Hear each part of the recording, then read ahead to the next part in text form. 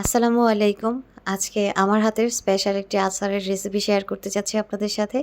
কাঁচা আমের টক ঝাল মিষ্টি সেরা স্বাদের রেসিপিটা। আমি এভাবেই সাধারণত আমের আচারটা বানিয়ে থাকি। এতে করে রোদের ঝামেলা থাকে না। এক্সট্রা কোনো মসলারও প্রয়োজন পড়ে না। খুব অল্প তেলে এবং অল্প মিষ্টিতে আমি এই আমের আচারটা বানিয়ে থাকি এবং বাসার সবারই পছন্দের এই আমের আচারটা। তো যাই হোক, এই আমের আচারটা যদি ভালো লাগে তাহলে অবশ্যই পেজটাকে ফলো দিয়ে রাখবেন এবং কেমন লেগেছে কমেন্ট করে জানাতে ভুলবেন না। তো যাই হোক, প্রথমে লাগবে আম। তো কাঁচা আম নিয়েছি 2 কেজির মতো প্রায়। তারপর কাঁচা আমগুলোকে আমি ছিলে নিয়েছি আর এমনভাবে ছিলেছি যেন হালকা সবুজ সবুজ ভাবটা থাকে। উপরের চামড়াটা ফেলে দেওয়ার পর শক্ত একটা আবরণ থাকে, এই আবরণটা আমি রেখেছি। তারপর পছন্দ অনুযায়ী শেপ দিয়ে আমগুলোকে কেটে নিয়েছি। কেটে নেওয়ার পর কিছুক্ষণ পানি ঝরিয়ে নিয়েছি যেন কোনো প্রকার পানি এতে না থাকে। তারপর এখানে আমি গুঁড়া মশলাগুলো রেডি করলাম। এখানে আমি পাঁচফোড়ন আগে থেকেই ভেজে গুঁড়া করে রেখেছিলাম আর সাথে চিলি ফ্লেক্সও গুঁড়া করে রাখি। তো আজকে চিলি ফ্লেক্স ছিল না, তাই আমি এখানে কিছু শুকনো মরিচ নিয়েছি। শুকনো মরিচগুলোতে খোলা তাওয়াতে হালকা টেলে নিয়ে তারপর আমি ব্লেন্ড করে নেব। এভাবেই চিলি ফ্লেক্স বানিয়ে আমি অনেক দিন সংরক্ষণ করি। এটা শেষ হয়ে গেলে আবারও তৈরি করে নিই। যে কোনো খাবারে এই চিলি ফ্লেক্সটা খুব ভালো লাগে এবং স্বাদ দ্বিগুণ বাড়িয়ে দেয়। তো যাই হোক, এখানে আমার চিলি ফ্লেক্স তৈরি কমপ্লিট। এখন আমি আমের আচারে চলে যাই। প্রথমে সরিষার তেল দিয়ে দিলাম। সরিষার তেলটা হালকা গরম হয়ে আসলে তার মধ্যে আমি রসুন দিয়ে দিয়েছি। এখানে আমি রসুন কুচি করে নেই নাই, একটু থেতলিয়ে নিয়েছি। থেতলিয়ে নিলে রসুনের ফ্লেভারটা মনে হয় একটু ভালো বের হয়। যাই হোক, তারপর আমি এখানে অল্প একটু হলুদ গুঁড়া আর দিয়ে দিয়েছি লবণ।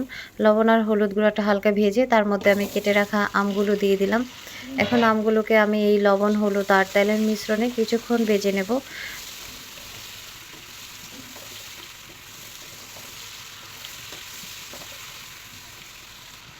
এই পর্যায়ে এর মধ্যে অল্প একটু মরিচের গুঁড়া, অল্প একটু ধনিয়ার গুঁড়া আর অল্প একটু পাঁচফোড়ন দিয়ে দিব। তারপর আবারও ভালো করে মিক্সড করে ভেজে নেব।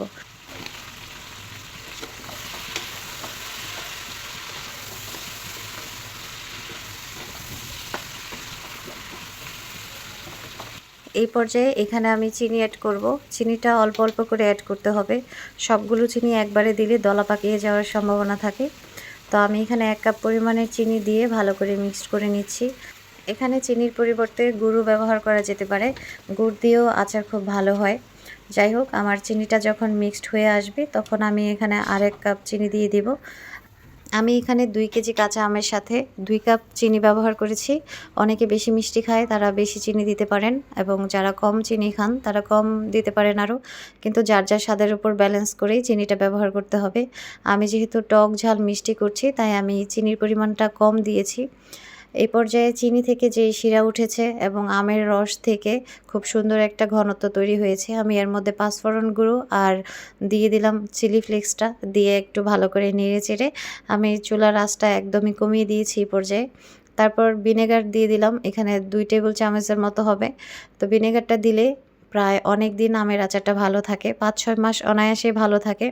নর্মাল ফ্রিজে সংরক্ষণ করে এটা খাওয়া যায়, কোনো প্রকার ফাঙ্গাস হয় না। আমি এরকম অনেক আচার বানিয়েছি এবং গত বছরের জলপাইয়ের আচার এখনও আছে।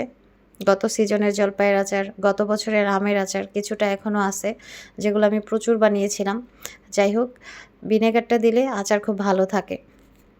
তাছাড়া ফ্রিজে যদি আচার সংরক্ষণ করতে না চান তাহলে কয়দিন পর পর রোদে দিয়েও রাখা যায়, আচার খুব ভালো থাকে। 1 বছর অনায়াসে আচার রেখে খাওয়া যায়। তো যাই হোক, আমার আচারটা একদম কমপ্লিট হয়ে গিয়েছে। এখন আমি চুলার আঁচটা কমিয়ে আমি ঠান্ডা করে নেব। আর আচারটা ঠান্ডা হলে আর একটু ঘন হবে, কালারটাও আর একটু সুন্দর আসবে দেখতে।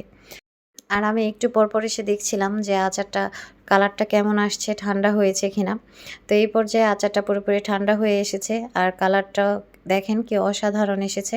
তো আমি একটু টেস্ট করার জন্য একটা পাত্রে নিলাম। আর এটার কালারটা এবং থিকনেসটা অনেক বেশি সুন্দর আসছে, দেখতেই পাচ্ছেন। আর এখন বাজারে অনেক পরিমাণের কাঁচা আম পাওয়া যায়।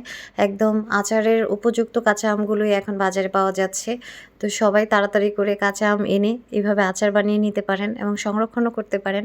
খুব ভালো লাগে এই আচারগুলো খেতে। কয়দিন পরে হয়তোবা আটিগুলো আরও শক্ত হয়ে যাবে। তখন এই আচারগুলো আর বানানো যাবে না। আর আমার এই আমের আচারের রেসিপিটা কেমন লেগেছে অবশ্যই কমেন্ট করে জানাবেন। ভালো লাগলে একটি শেয়ার করে দেবেন। যাই হোক, আমার এই এলোমেলো অগুছালো রেসিপিটা আপনাদের কাছে শেয়ার করেছি। তো এতক্ষণ ধৈর্য ধরে দেখার জন্য সবাইকে ধন্যবাদ। সবাই ভালো থাকবেন, সুস্থ থাকবেন। আল্লাহ হাফিজ।